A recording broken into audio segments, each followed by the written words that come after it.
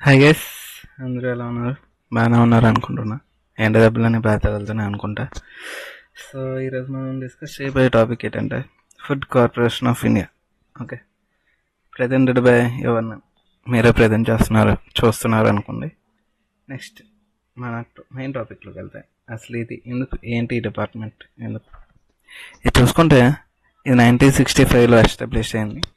It operates under Ministry of Consumer Affairs, Food and Public Distribution to ensure food safety across the country, playing a crucial role in agriculture department framework.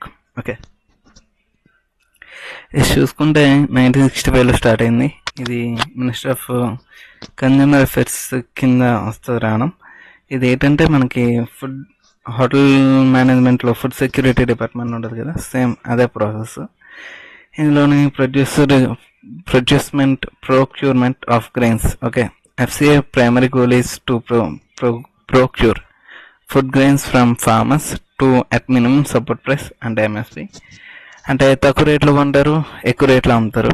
అలాగే safe storage ఉంటుంది ఇక్కడ అమ్ముకుంటే. దాని తర్వాత food distribution చూసుకుంటే ఇందులో public distribution system ఉంటుంది, PDS అని. ఇందులో మనం హోటల్కి ఫుడ్ లైసెన్స్ సిస్టమ్ పెట్టాలనుకున్న వీలే ఇస్తారు. హోటల్లో మనం ఏదైనా లైసెన్స్ హోటల్ కట్టుకొని ఫుడ్ లైసెన్స్ డిపార్ట్మెంట్ అప్లై చేసుకోవాలనుకుంటే సేమ్ ఇదే ప్రాసెస్. ఇందులో FCI purchase wheat and rice directly from farmers, ensure they receive the minimal support price MSP, which help to prevent distress selling. Okay, ఇంకా storage and wear housing. ఇది ఏంటంటే ప్రతి ఒక్క రైతు చేయాల్సింది. రైతుల దగ్గర లేనప్పుడు వాళ్ళ దగ్గర నుంచి వీళ్ళు కొనుక్కుంటారు, ఇలా అమ్ముతారు, వీళ్ళు ఉంచుతారు, అమ్ముతారు తర్వాత అదే. దాని తర్వాత డిస్ట్రిబ్యూషన్ మెకానిజం ఓవర్. ఇదేంటంటే లాజిస్టిక్స్ డిపార్ట్మెంట్ కింద వస్తుంది, నేషనల్ ఫుడ్ సెక్యూరిటీ యాక్ట్. ఇదేంటంటే మల్టిపుల్ స్టేట్స్కి అలాగే మల్టిపుల్ కంట్రీస్కి ఇదే డిస్ట్రిబ్యూషన్ చేయడం. ఎన్ని లోడ్స్ వెళ్ళాయి, ఎన్ని లోడ్స్ వచ్చాయి అనేది ఇదే చూసుకోవడం. ఇంకా essential operations for exam pattern చూసుకుంటే ఇక్కడ మనకి storage and prevention of food supplies ఉంటుంది, transportation of goods across various states, distribution under welfare and support schemes, price stabilization for essential commodities. Okay, తర్వాత చూసుకుంటే importance of FCI, food security ఉంటుంది, economic support ఉంటుంది, అలాగే crisis management. ఇప్పుడు మనం చూసుకుంటే oil పడిపోయింది, అన్నీ పడిపోతాయి. ఈ ఆయిల్ కొరత ఎంత ఉంది, అసలు ఏ టైంలో అయిపోద్ది అనేది మొత్తం అన్నీ ఇలా చూసుకోవడం ఈ ఫుడ్ డిపార్ట్మెంట్ సర్వీస్ వల్ల. తర్వాత మనకి ఏంటి ఎఫ్సిఐ జాబ్ ఆపర్చునిటీస్ చూసుకుంటే assistant grade 3. Okay, entry level position for various task and assistant grade 2 more responsibilities and specialised functions, manager, technical assistant, deputy general manager, ఇవన్నీ ఉంటాయి ఉండడం. దీని తర్వాత ఎఫ్సిఐ ఎగ్జామ్ ప్యాటర్న్ ఏంటంటే ఫస్ట్ మనం ప్రిలిమ్స్ మెయిన్ క్వాలిఫై అవ్వాలి.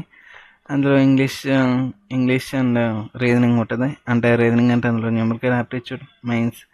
మెయిన్స్లో ఏంటంటే general studies, current affairs and technical subject knowledge ఉంటుంది. అది ఒకవేళ మనం అప్లికేబుల్ చేసుకుంటే. నెక్స్ట్ శాలరీ అండ్ స్ట్రక్చర్ చూసుకుంటే అసిస్టెంట్ గ్రేడ్ 3 28,000 to 40,000 ఇస్తాడు. అలాగే మేనేజర్కి అయితే 50 to 60 అలాగే ఇస్తాడు కూడా. ఇందులో ఏంటంటే మనకి various allowance enhance comprehension, overall compensation. Okay, ఇది మనకు వచ్చిన బెనిఫిట్స్. నెక్స్ట్ మనం చూసుకుంటే ఇదేమో ఎస్టాబ్లిష్ 1965 ఫర్ ఫుడ్ సెక్యూరిటీ. దాని తర్వాత MSP, PDS and buffer stocks key terms. దీంట్లో operate under the central government, vital for Indian economy and farmers. Okay, next ఇదంతా ఎఫ్సిఐ అనేది ఫుడ్ సెక్యూరిటీ డిపార్ట్మెంట్. మనం తెలుగులో చూసుకుంటే ఒకరు వస్తారు యూట్యూబ్ ఛానల్లోని, అతను మొత్తం అన్ని చెక్ చేసి ఎన్ని గుడ్లు ఉన్నాయి, ఎన్ని గుడ్లు లేవు, అది సరిగ్గా వండుతున్నారా లేదా అనే ఒక అతను ఉంటారు. అతని పేరు తెలిస్తే కామెంట్ చేయండి. ఇంకా లైక్ చేయండి, షేర్ చేయండి, సబ్స్క్రైబ్ చేసుకోండి. That's it, thank you. ఇంకా వాటర్ అనేది ఎక్కువ తాగండి, లేకపోతే పైకి పోతారు. Bye bye.